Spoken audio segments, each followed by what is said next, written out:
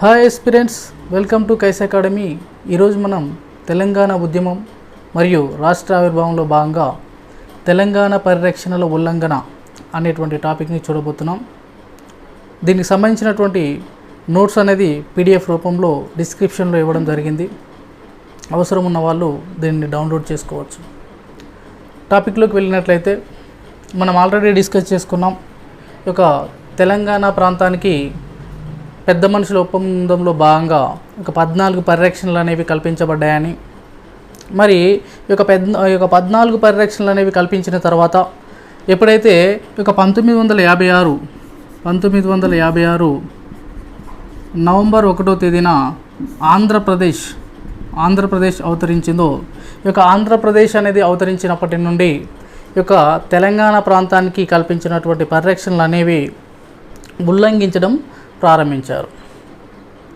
ఒక ఆంధ్ర ప్రాంతానికి చెందినటువంటి రాజకీయ నాయకులు ఈ యొక్క తెలంగాణ ప్రాంతానికి కల్పించినటువంటి పరిరక్షణల్ని ఏ విధంగా ఉల్లంఘించారు, ఈ యొక్క ఉల్లంఘనలు అనేవి ఏ విధంగా జరిగినవి అనేవి ఈరోజు క్లాస్లో మనం డిస్కస్ చేసుకోబోతున్నాం. ఓకే, సో మొదటగా చూసినట్లయితే ఈ యొక్క పరిరక్షణలో భాగంగా మొదటిది మిగులు నిధులు. ఈ యొక్క మిగులు నిధులు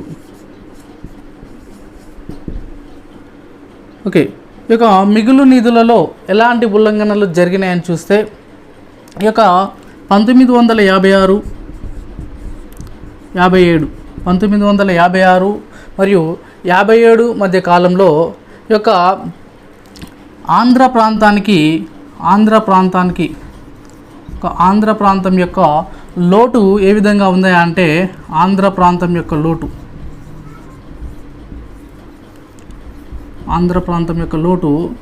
5 నుంచి 6 కోట్ల రూపాయల వరకు ఉంది. 1956, 57 కాలంలో ఈ యొక్క ఆంధ్ర ప్రాంతం యొక్క లోటు ఎలా ఉంది? 5 నుంచి 6 కోట్ల రూపాయల వరకు ఉంది. మరి ఇదే సమయంలో అంటే మరి యొక్క 1956-57 టైంలోనే ఇక తెలంగాణ ప్రాంతంలో ఇక మిగులు ఆదాయం చూస్తే, తెలంగాణ ప్రాంతంలో లోటు లేదండి, తెలంగాణ ప్రాంతంలో ఏముంది? మిగులు ఆదాయం ఉంది. తెలంగాణ ప్రాంతంలో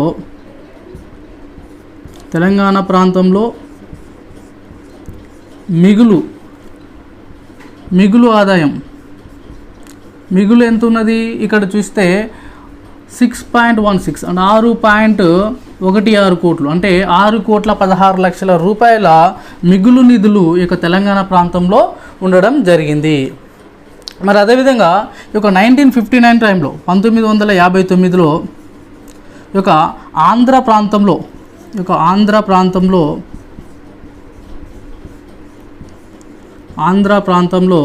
ఈ యొక్క ఖర్చు అంచనా చూసినట్లయితే, ఆంధ్ర ప్రాంతంలో ఖర్చు అంచనా 34 కోట్ల రూపాయలు ఉంది. ఆంధ్ర ప్రాంతంలో ఖర్చు అంచనా ఎంత ఉందండి? 34 కోట్ల రూపాయలు ఉంది. సో ఈ యొక్క 34 కోట్ల రూపాయలు వీరు ఖర్చు చేస్తారని మనం అంచనా వేస్తే, వీరు వాస్తవానికి ఎంత ఖర్చు చేశారని చూసినట్లయితే వీరు 37 కోట్ల రూపాయలు ఖర్చు చేశారని. ఒక ఖర్చు అంచనా ఎంత ఉంది? 34 కోట్ల రూపాయలు ఉంది. మరి వాస్తవానికి వీరు ఖర్చు చేసినటువంటి పైసలు ఎన్ని అంటే, వీరు 37 కోట్ల రూపాయలని ఖర్చు చేశారు. మరి అదే సమయంలో ఇక తెలంగాణ ప్రాంతం వారి యొక్క ఖర్చు అంచనా ఏ విధంగా ఉంది, వారు ఎంత ఖర్చు చేశారని చూసినట్లయితే, ఈ యొక్క తెలంగాణ ప్రాంతం వారి యొక్క ఖర్చు అంచనా ఈ యొక్క 28 కోట్ల రూపాయలుగా ఉన్నది. 23 కోట్ల రూపాయల యొక్క వీరి యొక్క ఖర్చు అంచనా. వాస్తవానికి యొక్క తెలంగాణ ప్రాంతం వారు ఖర్చు చేసింది ఎంత అంటే కేవలం 18 కోట్ల రూపాయలు మాత్రమే. తెలంగాణ ప్రాంతంలో ఉన్నటువంటి ఖర్చు అంచనా ఎంత అండి? 23 కోట్లు మాత్రమే. అందులో వీరు ఖర్చు చేసిందంతా కేవలం 18 కోట్ల రూపాయలు మాత్రమే వీరు ఖర్చు చేయడం అనేది జరిగింది. అంటే దీన్ని బట్టి మనం ఏమర్థం చేసుకోవచ్చు? ఈ యొక్క ఆంధ్ర ప్రాంతానికి చూస్తేనేమో లోటు ఉన్నది, ఇక్కడ చూస్తేనేమో మనకు మిగులు నిధులు ఉన్నాయి. అంటే ఇక్కడ ఉన్నటువంటి మిగులు నిధులు ఏమైపోయినాయి మరి అంటే, ఇక్కడ ఉన్నటువంటి మిగులు నిధులని ఆంధ్ర ప్రాంతానికి తరలించడం అనేది జరిగింది. అది మనకి ఎక్కడ కనిపిస్తుంది స్పష్టంగా అంటే, వీరు 34 కోట్ల రూపాయల ఖర్చు అంచనా ఉంటే 37 కోట్ల రూపాయలు ఖర్చు పెట్టారు. అంటే మిగతా 3 కోట్ల రూపాయలు ఎక్కడి నుంచి వచ్చాయి వీరికి అంటే, వీరికి ఎక్కడి నుంచి వచ్చాయండి ఈ యొక్క 3 కోట్ల రూపాయలు? ఇవి తెలంగాణ ప్రాంతంలో ఉన్నటువంటి మిగులు నిధుల నుండి ఖర్చు చేయడం జరిగింది అనేటువంటి విషయాన్ని మనం అర్థం చేసుకోవచ్చు. మరి అదేవిధంగా ఈ యొక్క 1966లో అంటే 1966లో ఈ యొక్క ఆంధ్ర యొక్క ఆదాయం చూసినట్లయితే ఆంధ్ర యొక్క ఆదాయం చూస్తే ఇది ఏ విధంగా ఉంది అంటే 107 కోట్ల రూపాయలు ఉన్నదండి. 107 కోట్ల రూపాయలు ఒక ఆంధ్ర ప్రాంతం యొక్క ఆదాయం ఉంది. 103 కోట్ల రూపాయలు ఈ యొక్క ఆంధ్ర ప్రాంతం యొక్క ఆదాయం. అయితే వీరు వాస్తవానికి ఖర్చు చేసింది ఎంత అంటే 109 కోట్ల రూపాయలు ఖర్చు చేశారు. 109 కోట్ల రూపాయలు ఖర్చు చేశారు. అంటే వీరి యొక్క ఆదాయం ఏమో తక్కువ ఉంది, వీరు ఖర్చు చేసిందేమో ఎక్కువ ఉంది. మరి ఇదే సమయంలో తెలంగాణ ప్రాంతంలో పరిస్థితి ఏంటని చూస్తే ఈ యొక్క తెలంగాణ ప్రాంతంలో ఈ యొక్క ఆదాయం అనేది 68 కోట్ల రూపాయలు ఉంటే వీరు ఖర్చు చేసింది మాత్రం కేవలం 60 కోట్ల రూపాయలు మాత్రమే. అంటే వీరి ఆదాయం తక్కువ ఉంది కానీ వీరి ఖర్చు ఎక్కువ ఉంది. మరి తెలంగాణ ప్రాంతాన్ని చూస్తే ఇక్కడ ఆదాయం అనేది ఎక్కువ ఉంది కానీ వీరి యొక్క ఖర్చు తక్కువ ఉంది. అంటే ఓవరాల్గా తెలంగాణ ప్రాంతంలో మిగులు నిధులు అనేవి ఉన్నాయి, ఆంధ్ర ప్రాంతంలో లోటు అనేది ఉంది. అక్కడ ఉన్నటువంటి లోటు ఈ యొక్క తెలంగాణ ప్రాంతంలో ఉన్నటువంటి మిగులు నిధుల ద్వారా తీర్చబడింది అనేటువంటి విషయాన్ని మనం అర్థం చేసుకోవచ్చు. అంతేకాకుండా ఇక ఆ తర్వాతి కాలంలో చూసినట్లయితే ఈ యొక్క 1969 ఉద్యమ కాలంలో 1969 ఉద్యమ కాలంలో ఏర్పాటు చేసినటువంటి కుమార్ లలిత్ కమిటీ ఇక కుమార్ లలిత్ కమిటీ తెలంగాణలో ఉన్నటువంటి యొక్క మిగులు నిధులు ఎన్ని ఉన్నాయని పేర్కొంది అంటే ఇక తెలంగాణలో 34 కోట్ల 10 లక్షల రూపాయల ఆదాయం ఉంది అనేసి కుమార్ లలిత్ కమిటీ పేర్కొనడం జరిగింది. మరి అదే ఈ యొక్క 1969లో ఈ యొక్క 6 సూత్రాల పథకంలో భాగంగా ఏర్పాటు చేసినటువంటి ఈ యొక్క వశిష్ఠ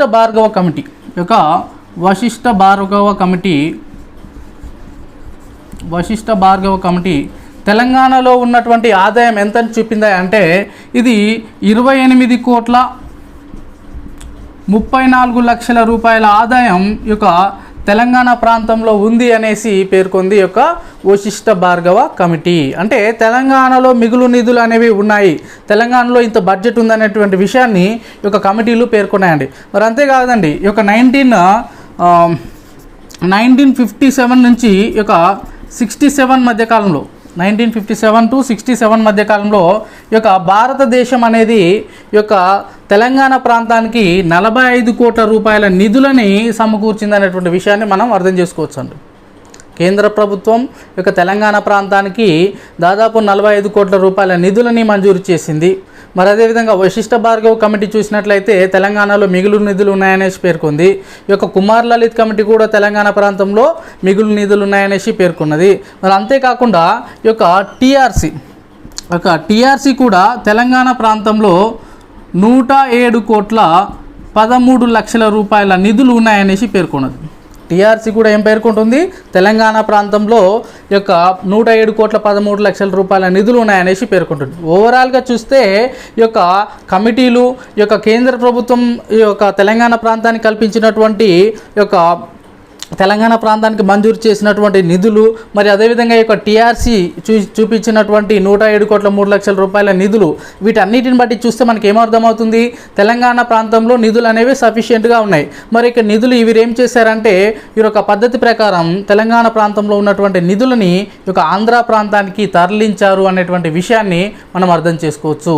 సో ఈ విధంగా ఈ యొక్క మిగులు నిధులు అనేవి ఉల్లంఘన చేయడం అనేది జరిగింది. ఓకే, ఈ విధంగా ఈ యొక్క మిగులు నిధులలో ఉల్లంఘన అనేది జరిగిందండి. ఇక నెక్స్ట్ చూసినట్లయితే ఈ యొక్క మద్యపాన నిషేధం. నెక్స్ట్ చూస్తే ఇక ఉల్లంఘన ఏ విషయంలో జరిగింది, ఈ యొక్క మద్యపాన నిషేధం విషయంలో జరిగింది.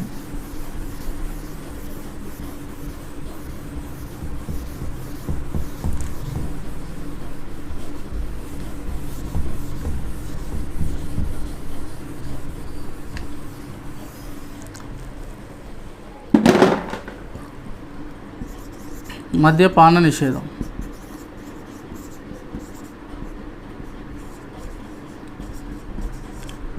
మరి వాస్తవానికి ఈ యొక్క పెద్ద మనుషుల ఒప్పందంలో భాగంగా మద్యపాన విషయానికి సంబంధించినటువంటి పూర్తి అధికారాన్ని, పూర్తి యొక్క బాధ్యతని కేవలం ఈ యొక్క తెలంగాణ ప్రాంత శాసనసభ్యులకు మాత్రమే ఇవ్వబడింది. ఇక మద్యపాన నిషేధ అమలుకు సంబంధించినటువంటి పూర్తి బాధ్యత ఎవరికి ఇవ్వబడింది? కేవలం ఇక తెలంగాణ ప్రాంతానికి సంబంధించినటువంటి శాసనసభ్యులకు మాత్రమే ఇవ్వబడింది. దీంతో ఇక తెలంగాణ ప్రాంతంలో యొక్క మద్యపాన నిషేధం అనేది అమలులో ఉందా అంటే లేదండి. తెలంగాణ ప్రాంతంలో మద్యం అనేది అమ్మడం జరుగుతుంది. దీంతో ఇక తెలంగాణ ప్రాంతానికి కొంత ఆదాయం అనేది వస్తుంది కదా. మనం ఆల్రెడీ డిస్కస్ చేసుకున్నాం ప్రీవియస్ క్లాస్లలో. ఈ యొక్క తెలంగాణ ప్రాంతానికి వచ్చేటువంటి ఆదాయంలో ఎక్కువ ఆదాయం దేని ద్వారా వస్తుంది? ఈ యొక్క ఎక్సైజ్ ఆదాయమే వస్తుంది. అంటే ఈ యొక్క మద్యపానాన్ని అమ్మడం ద్వారా వచ్చేటువంటి ఆదాయమే ఇక తెలంగాణ ప్రాంతానికి ఎక్కువగా ఉంది. మరి ఈ విధంగా వచ్చినటువంటి ఈ యొక్క ఎక్సైజ్ ఆదాయాన్ని ఏం చేశారంటే దీన్ని కూడా ఈ యొక్క ఆంధ్ర ప్రాంతానికి తరలించడం అనేది జరిగింది. సో ఈ విధంగా ఈ యొక్క మద్యపాన నిషేధంలో కూడా ఒక ఉల్లంఘన అనేది చేశారు.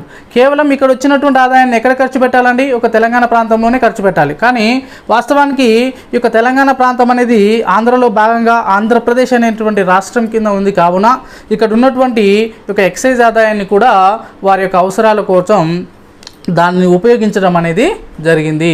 సో ఈ విధంగా ఈ యొక్క మద్యపాన నిషేధం విషయంలో కూడా ఉల్లంఘన అనేది జరిగింది అనేటువంటి విషయాన్ని మనం అర్థం చేసుకోవాలండి. ఇక నెక్స్ట్ చూసినట్లయితే ఈ యొక్క ఉద్యోగుల తొలగింపు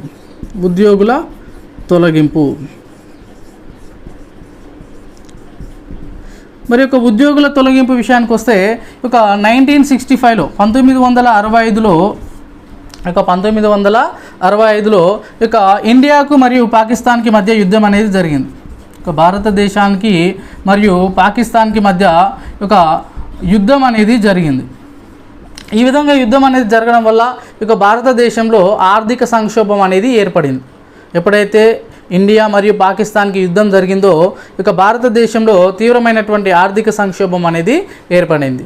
ఈ విధంగా ఆర్థిక సంక్షోభం అనేది ఏర్పడడం వలన ఈ యొక్క కేంద్ర ప్రభుత్వం రాష్ట్రాలని తమ యొక్క ఖర్చులను తగ్గించుకోవాల్సిందిగా ఆదేశాలు జారీ చేసింది. ఈ యొక్క ఆర్థిక సంక్షోభం అనేది ఏర్పడడం వల్ల కేంద్రం యొక్క రాష్ట్ర ప్రభుత్వాలని తమ యొక్క ఖర్చులను తగ్గించుకోవాల్సిందిగా ఆదేశాలని జారీ చేసింది. సో దీనిలో భాగంగా ఈ యొక్క 1966-67 ఆ టైంలో ఈ యొక్క రాష్ట్ర ప్రభుత్వాలు అనేవి పర్టికులర్గా చూస్తే మన ఆంధ్రప్రదేశ్ అనేటువంటి రాష్ట్రంలో ఉన్నటువంటి ఖర్చులను తగ్గించుకోవడం కోసం ఉద్యోగుల తొలగింపును చేసింది. అంటే కొంతమంది ఉద్యోగులని తొలగించింది. సో ఈ విధంగా తొలగించినటువంటి ఉద్యోగాల్లో ఎక్కువ మంది ఎవరున్నారా అంటే ఎక్కువ మంది కాంట్రాక్ట్ ఉద్యోగులని తొలగించిందండి. ఎక్కువ మంది ఎవరిని తొలగించింది? ఒక కాంట్రాక్ట్ ఉద్యోగులని తొలగించడం అనేది జరిగింది. మరి ఒక తొలగించినటువంటి కాంట్రాక్ట్ ఉద్యోగుల్లో ఎవరు ఎక్కువ మంది ఉన్నారంటే వారు తెలంగాణ ప్రాంతానికి చెందిన వారే ఎక్కువగా ఉన్నారు. వాస్తవానికి ఉద్యోగుల తొలగింపు అనేది జరిగితే పెద్ద మనుషుల ఒప్పందం ప్రకారం ఎలా జరగాలండి? ఇది 40:60 రేషియోలో జరగాలి. మరి అలా జరిగిందా అంటే అలా జరగలేదు. ఏమంటున్నారు? ఎక్కువ మొత్తంలో తెలంగాణ ప్రాంతం వారిని తొలగించడం జరిగింది. ఒక 90% మంది తెలంగాణ వారిని, కేవలం 10% మంది ఆంధ్ర ప్రాంతానికి చెందినటువంటి వ్యక్తులని యొక్క ఉద్యోగాల నుంచి తొలగించడం అనేది జరిగింది. అంతేకాదండి, ఆ టైంలో యొక్క జూనియర్ ఇంజనీర్లను కూడా తొలగించారు. ఒక జూనియర్ ఇంజనీర్ ఉద్యోగులను కూడా తొలగిస్తే ఈ యొక్క జూనియర్ ఇంజనీర్ ఉద్యోగులలో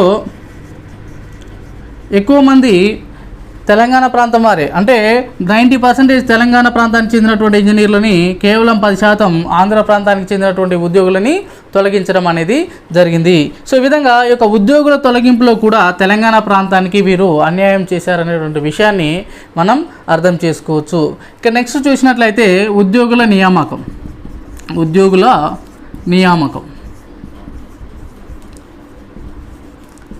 మరి యొక్క ఉద్యోగుల నియామకం విషయానికి వస్తే ఈ యొక్క ప్రభుత్వం అనేది, అంటే భారత పార్లమెంట్ అనేది ఒక చట్టాన్ని రూపొందించిందండి. భారత పార్లమెంటు ఒక చట్టాన్ని రూపొందించింది. మరి ఏంటి ఆ చట్టం అంటే the public employment act, the public employment requirement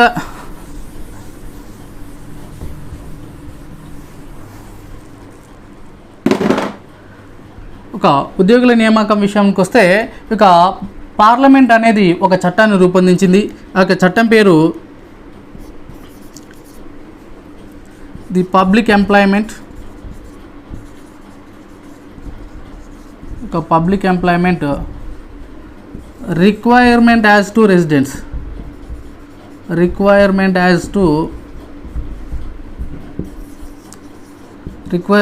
to residents act అనేటువంటి దాన్ని, requirement as to residence act అనేటువంటి దాన్ని ఒక పార్లమెంట్ అనేది ఒక చట్టాన్ని తీసుకొచ్చింది.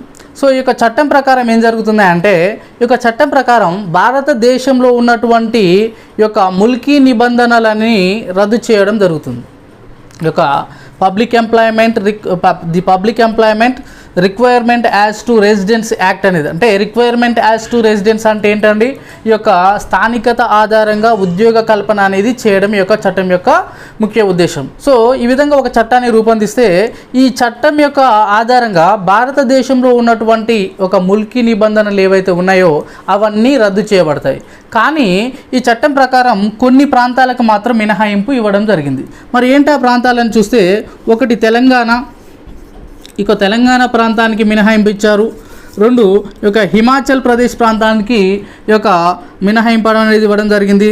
3 ఈ యొక్క మణిపూర్ ప్రాంతానికి, మరియు ఈ యొక్క త్రిపుర ప్రాంతానికి కూడా మినహాయింపు అనేది ఇవ్వడం జరిగింది. అంటే ఈ యొక్క ప్రాంతాలలో ముల్కీ నిబంధనలు అనేవి రద్దు చేయబడవు. సో ఈ విధంగా ఈ యొక్క ప్రాంతాలకి ఏం చేశారండి, ఈ యొక్క ప్రాంతాలకి ఈ యొక్క మినహాయింపు అనేది ఇవ్వడం జరిగింది. ఎప్పుడైతే ఈ విధంగా మినహాయింపు అనేది ఇచ్చారో, ఈ యొక్క 1959 మార్చి 21వ తారీఖున ఈ యొక్క రాష్ట్రపతి ఈ యొక్క తెలంగాణకి కొన్ని నియమ నిబంధనలను రూపొందించడం అనేది జరిగింది. ఇక్కడ తెలంగాణ ప్రాంతాన్ని చూస్తే ఇక్కడ ముల్కీ నిబంధనలు అనేవి రద్దు కావడం జరగలేదు. సో ఇక్కడ ముల్కీ నిబంధనలు రద్దు కావడం జరగలేదు కాబట్టి వీరికి కొన్ని రూల్స్ అనేవి ప్రవేశపెట్టడం అనేది జరిగింది. సో ఈ విధంగా ప్రవేశపెట్టినటువంటి రూల్స్ని రాష్ట్రపతి యొక్క public employment requirement as to residence rules 1957 అనేటువంటి పేరుతో ఈ యొక్క రూల్స్ని పొందుపరిచి వీటిని ఉత్తర్వుల ద్వారా జారీ చేయడం అనేది జరిగింది. ఏమంటున్నారు, ఈ యొక్క చట్టం అనేది ఈ యొక్క 1957లో ఏర్పాటు చేశారండి. 1957లో చట్టం అనేది ఏర్పాటు చేస్తే ఈ యొక్క 59 మార్చి 21వ తారీఖున ఈ యొక్క రాష్ట్రపతి ఈ యొక్క తెలంగాణ ప్రాంతానికి సంబంధించినటువంటి నియమ నిబంధనలని ఒక ఉత్తర్వుల ద్వారా ఎప్పుడు జారీ చేశారు, ఇక 1959 యొక్క మార్చి 21వ తారీఖున జారీ చేయడం అనేది జరిగింది.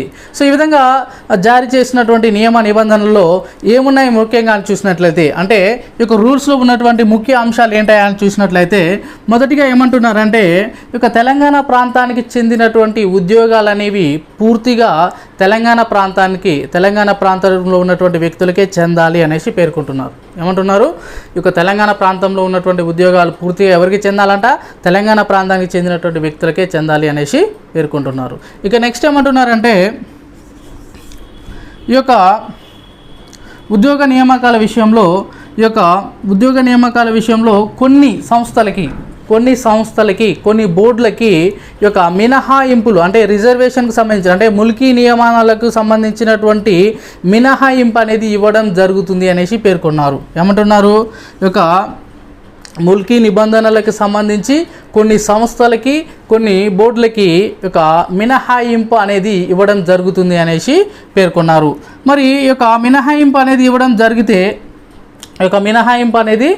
జరిగితే మరి ఏ యొక్క సంస్థలకి ఇవ్వడం జరిగింది, ఎలాంటి బోర్డులకి ఇవ్వడం జరిగింది అనేటువంటి విషయాన్ని మనం ఒక ఎగ్జాంపుల్ ద్వారా చూసినట్లయితే, వీరు ఈ యొక్క పాయింట్ని ఆధారంగా చేసుకుని, అంటే అప్పుడు ఉన్నటువంటి ముఖ్యమంత్రి ఎవరండి, ఈ యొక్క నీలం సంజీవ్ రెడ్డి గారు అప్పుడు ముఖ్యమంత్రిగా ఉన్నారు.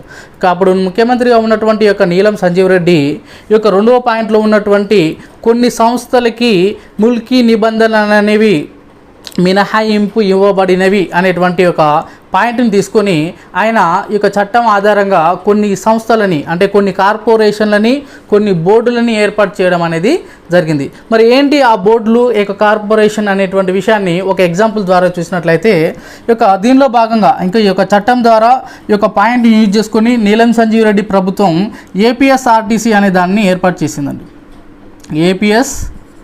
ఆర్టీసీ అనేటువంటి కార్పొరేషన్ని ఏర్పాటు చేసింది. అంటే Andhra Pradesh state road transport corporation అనేటువంటి దాన్ని ఒక 1958లో ఏర్పాటు చేయడం అనేది జరిగింది. సో ఇక 1958లో ఇక ఈ విధంగా ఒక కార్పొరేషన్ ఏర్పాటు చేస్తే ఈ యొక్క కార్పొరేషన్లో ముల్కీ నిబంధనలు అనేవి లేవు. అంటే ముల్కీ నిబంధనలు లేవు అంటే అర్థం ఏంటి? ఈ యొక్క కార్పొరేషన్లో ఈ యొక్క తెలంగాణ ప్రాంతం వారు జాయిన్ కావచ్చు, మరియు ఆంధ్ర ప్రాంతం వారు జాయిన్ కావచ్చు. అంటే ఎవరైనా జాయిన్ కావచ్చు. ఇక్కడ స్థానికత ఆధారంగా ఉద్యోగ నియామకం అనేది జరగదు, ఎవరైనా నియమించబడవచ్చు. సో దీన్ని ఆధారంగా చేసుకొని ఈ యొక్క కార్పొరేషన్లో ఎక్కువ భాగం అంటే 90% ఎవరిని ఉద్యోగులుగా నియమించారా అని చూసినట్లయితే కేవలం ఆంధ్ర ప్రాంతానికి చెందినటువంటి వ్యక్తులనే ఈ యొక్క కార్పొరేషన్లో ఉద్యోగులుగా నియమించడం అనేది జరిగింది. మరి అదేవిధంగా ఈ యొక్క ఇది కార్పొరేషన్ అండి. ఇక బోర్డుకి ఎగ్జాంపుల్ తీసుకున్నట్లయితే ఆంధ్రప్రదేశ్ స్టేట్ ఎలక్ట్రిసిటీ బోర్డ్ అనేటువంటి దాన్ని ఒకటి ఏర్పాటు చేశారు. ఆంధ్రప్రదేశ్ స్టేట్ ఎలక్ట్రిసిటీ బోర్డ్ అనేటువంటి దాన్ని ఏర్పాటు చేశారు. సో ఈ విధంగా ఏర్పాటు చేసినటువంటి ఎలక్ట్రిసిటీ బోర్డు అనేది ఆంధ్రప్రదేశ్ స్టేట్ ఎలక్ట్రిసిటీ బోర్డు కదా. సో ఈ యొక్క బోర్డు ఏర్పాటు చేసిన తర్వాత ఈ యొక్క ఖమ్మంలో ఏర్పాటు చేసినటువంటి KTPS Kothagudem thermal power station అనేది ఎక్కడ ఏర్పాటు చేశారంటే ఖమ్మంలో ఏర్పాటు చేశారండి. ఈ యొక్క ఖమ్మంలో దీన్ని ఏర్పాటు చేస్తే మరి దీనికి నిధులు ఎవరు సమకూర్చారంటే తెలంగాణ ప్రాంతం నుండే తెలంగాణ ప్రాంతంలో ఉన్నటువంటి నిధుల నుండే ఈ యొక్క KTPS అనే దాన్ని ఏర్పాటు చేయడం జరిగింది. మరి అదేవిధంగా దీన్ని తెలంగాణ భూభాగంలోనే ఏర్పాటు చేశారు. మరి దీన్ని నిర్మించిన వారు ఎవరైనా అంటే తెలంగాణ ప్రాంతానికి చెందినటువంటి వ్యక్తులే దీన్ని నిర్మించారు. మరి ఇవన్నీ చేస్తే దీంట్లో ఉద్యోగాలు ఎవరు చేయాలి అంటే దీంట్లో ఉద్యోగాలు చేసేది కూడా తెలంగాణ ప్రాంతానికి చెందినటువంటి వ్యక్తులే ఉండాలి కదా. మరి అలా జరగలేదు. ఏం చేశారు వీళ్ళు? ఈ యొక్క KTPS అనేది ఆంధ్రప్రదేశ్ స్టేట్ ఎలక్ట్రిసిటీ బోర్డు పరిధిలోకి వస్తుంది కావున, అంటే మనం అప్పుడు ఉమ్మడి రాష్ట్రంలో ఉన్నాం కాబట్టి ఈ యొక్క KTPS అనేది ఈ యొక్క ఆంధ్రప్రదేశ్ స్టేట్ ఎలక్ట్రిసిటీ బోర్డు పరిధిలోకి వస్తుంది కావున మీరు ఏం చేశారా అంటే ఈ యొక్క KTPSలో ఈ యొక్క ఎక్కువ మందిని అంటే 90% మందిని ఈ యొక్క ఆంధ్ర ప్రాంతానికి చెందినటువంటి వాళ్ళని తీసుకొచ్చి ఉద్యోగులుగా నియమించడం అనేది జరిగింది. ఈ యొక్క తెలంగాణ ప్రాంతంలో తెలంగాణ నిధులతో తెలంగాణ వారితో నిర్మించబడినటువంటి యొక్క KTPSలో ఉద్యోగులుగా ఎవరిని నియమించారు? వీరు ఆంధ్రప్రదేశ్కి చెందినటువంటి వ్యక్తులని నియమించడంతో ఈ యొక్క తెలంగాణ ప్రాంతంలో ఒక వ్యతిరేకత అనేది వచ్చి ఈ యొక్క KTPS నుండే 1969 తెలంగాణ ఉద్యమం అనేది ప్రారంభమైందిగా మనం గుర్తుంచుకోవాలి. సో ఈ విధమైనటువంటి ఉల్లంఘన అనేది చేశారు ఒక ఉద్యోగ నియామకాల్లో. మరి అంతేకాదండి, ఇంకేమంటున్నది ఈ యొక్క రూల్స్లో ఉన్నటువంటి ఒక మూడో పాయింట్ అంటే ఇక్కడ ఏమంటున్నారంటే హైదరాబాద్ ప్రాంతాన్ని ఫర్ ఎగ్జాంపుల్ హైదరాబాద్ ప్రాంతాన్ని 3 పార్ట్స్గా చేస్తే ఒక హైదరాబాద్ ప్రాంతాన్ని 3 పార్ట్స్గా చేస్తే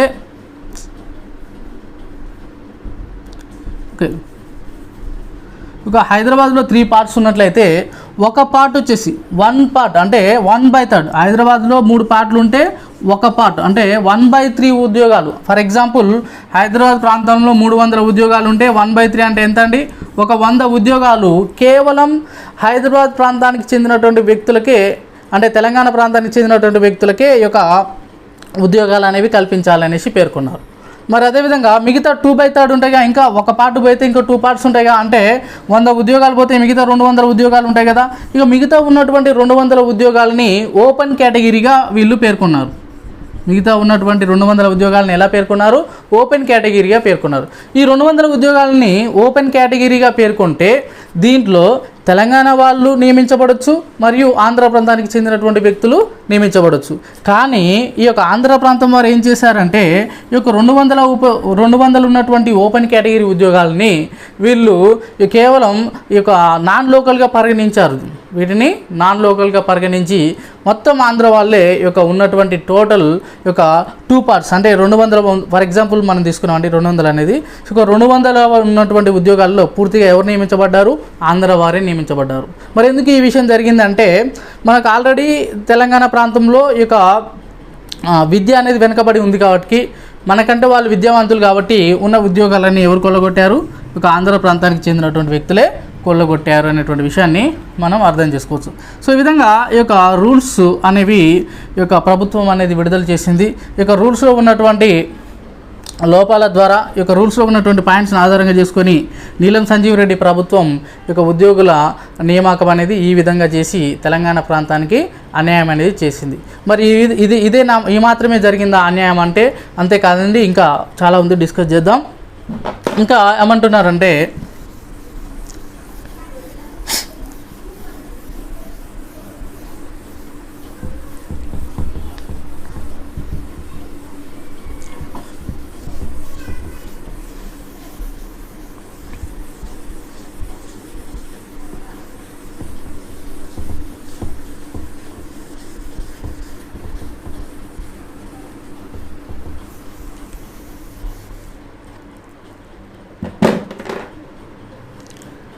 వీళ్ళు ఇక తెలంగాణ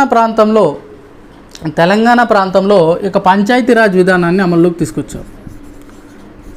తెలంగాణ ప్రాంతంలో ఈ యొక్క పంచాయతీరాజ్ విధానాన్ని ప్రవేశపెట్టారు. అంటే టోటల్ ఆంధ్రప్రదేశ్లోనే పంచాయతీరాజ్ విధానాన్ని ప్రవేశపెట్టారు.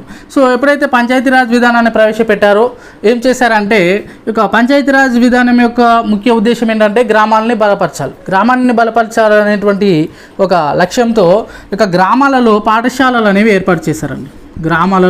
పాఠశాలలు ఏర్పాటు చేశారు. గ్రామాల్లో పాఠశాలలు ఏర్పాటు చేస్తే ఉద్యోగులు కావాలి కదా, అంటే ఉపాధ్యాయులు అనేవారు కావాలి కదా. మరి యొక్క ఉపాధ్యాయులు అనేవారిని చూస్తే ఇక తెలంగాణ ప్రాంతంలో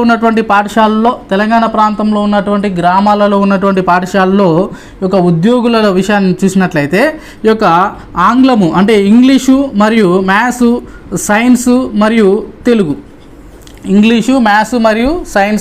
తెలుగు ఈ యొక్క సబ్జెక్టులని బోధించేటువంటి ఈ యొక్క సబ్జెక్టులని టీచ్ చేసేటువంటి ఉపాధ్యాయులు తెలంగాణ ప్రాంతంలో లేరు అని చెప్పేసి ఈ యొక్క సబ్జెక్ట్ చెప్పే టీచర్లని ఆంధ్ర ప్రాంతం నుంచి తీసుకొచ్చి నియమించడం జరిగింది. చూడండి ఎంత అన్యాయం చేశారు.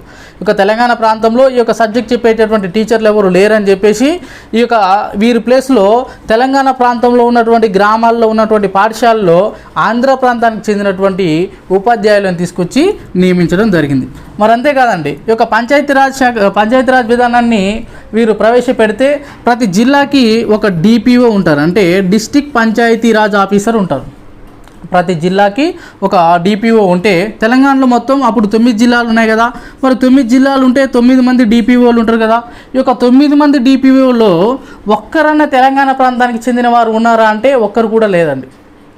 తెలంగాణలో ఆంధ్ర ప్రాంతానికి చెందినటువంటి జిల్లాల్లో ఆంధ్ర ప్రాంతం వ్యక్తులే ఉన్నారు. కనీసం తెలంగాణ ప్రాంతానికి 9 జిల్లాలు ఉంటే 9 మంది డిపిఓలు ఉంటారు కదా. ఉన్న 9 మంది డిపిఓల్లో ఒక్కడైనా తెలంగాణ ప్రాంతానికి చెందినటువంటి వ్యక్తి ఉన్నాడా అంటే ఒక్కరిని కూడా నియమించడం అనేది జరగలేదు అనేటువంటి విషయాన్ని మనం అర్థం చేసుకోవచ్చు. సో ఈ విధమైనటువంటి యొక్క ఉల్లంఘన చేశారు. ఇంకా చెప్పాలంటే ఈ యొక్క అటవీ శాఖలో ఈ యొక్క 1966 ఆ టైం నాటికి ఈ యొక్క ప్రమోషన్ల జాబితా అనేది ప్రకటించడం జరిగింది. ఎప్పుడైతే ప్రమోషన్ల జాబితా అనేది ప్రకటించారో ఈ యొక్క ప్రమోషన్ల జాబితాలో తెలంగాణ ప్రాంతంలో అధికారులు ప్రాంతం నుండి ఈ యొక్క అటవీ శాఖలో పనిచేస్తున్నటువంటి అధికారులు ఎవరైతే ఉన్నారో ఈ యొక్క అధికారులు సీనియారిటీతో ఉన్నారు. వీళ్ళకు ప్రమోషన్ పొందడానికి కావలసినటువంటి సీనియారిటీ ఉన్నది. కానీ ఈ యొక్క తెలంగాణ ప్రాంతానికి చెందినటువంటి అధికారులని ప్రమోషన్ ఇవ్వకుండా ఆంధ్ర ప్రాంతానికి చెందినటువంటి అధికారులకు ప్రమోషన్ ఇవ్వడం అనేది జరిగింది. ఏం చేశారు వీళ్ళు? ఒక అటవీ శాఖలో ప్రవేశపెట్టినటువంటి ఈ యొక్క ప్రమోషన్ల జాబితాలో తెలంగాణ ప్రాంతానికి చెందినటువంటి సీనియర్ అధికారులు ఎవరు లేరు. ఎవరిని పెట్టారు? కేవలం ఆంధ్ర ప్రాంతానికి చెందినటువంటి సీనియర్ అధికారులకే ప్రమోషన్ అనేది ఇవ్వడం జరిగింది. మరి అదేవిధంగా కోఆపరేటివ్ సొసైటీస్లో ఇక కోఆపరేటివ్ సొసైటీస్లో ఈ యొక్క డిప్యూటీ రిజిస్ట్రార్ పోస్టులు ఉన్నాయండి. ఎన్ని ఉన్నాయంటే సో ఓవరాల్గా తీసుకుంటే డిప్యూటీ రిజిస్ట్రార్ పోస్టులు ఒక 300 ఉన్నాయి. కోఆపరేటివ్ సొసైటీలో ఈ యొక్క డిప్యూటీ రిజిస్ట్రార్ పోస్టులు అనేవి 300 ఉంటే అందులో ఇక తెలంగాణ ప్రాంతానికి ఎన్ని ఉన్నాయంటే ఒక 70 పైచిలకు ఉన్నాయి. ఒక 70+ పోస్టులు ఎవరికి ఉన్నాయి? తెలంగాణ ప్రాంతానికి ఉన్నాయి. ఒక 70+ పోస్టులు తెలంగాణ ప్రాంతానికి ఉంటే ఒక టోటల్ ఉన్నటువంటి 300 పోస్టులలో 70+ ఎవరికి ఉన్నాయి? తెలంగాణ ప్రాంతానికి ఉన్నాయి, మిగతాయి ఆంధ్ర ప్రాంతంలో ఉన్నాయి. సో మరి ఒక 70+ పోస్టులు తెలంగాణ ప్రాంతంలో ఉంటే ఎంతమంది డిప్యూటీ రిజిస్ట్రార్ తెలంగాణ ప్రాంతం వారు ఎన్నికయ్యారంటే, అంటే ఎంతమంది డిప్యూటీ రిజిస్ట్రార్ పోస్టులలో తెలంగాణ ప్రాంతానికి చెందిన వారు నియమించబడ్డారని చూస్తే కేవలం 9 మంది మాత్రమే నియమించబడడం జరిగింది. చూడండి ఎంత అన్యాయం. అంటే ఒక 70 పైగా పోస్టులు ఉన్నాయి, తక్కువ పోస్టులు 200లో 70 పైగా పోస్టులు అంటే తక్కువ పోస్టులే ఇచ్చారు.